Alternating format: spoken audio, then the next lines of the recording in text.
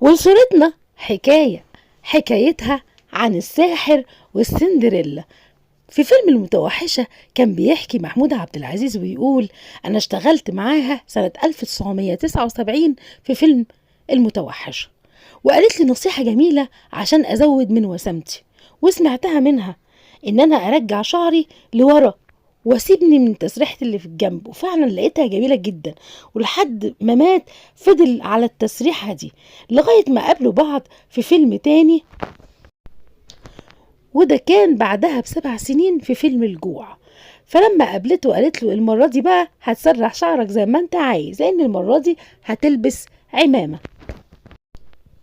ومن ضمن الكلام الجميل اللي قاله عن السندريلا، قال: اللي بيشتغل مع السندريلا يدفع فلوس مش ياخد فلوس. رحم الله الفنانة سعاد حسني والساحر محمود عبد العزيز.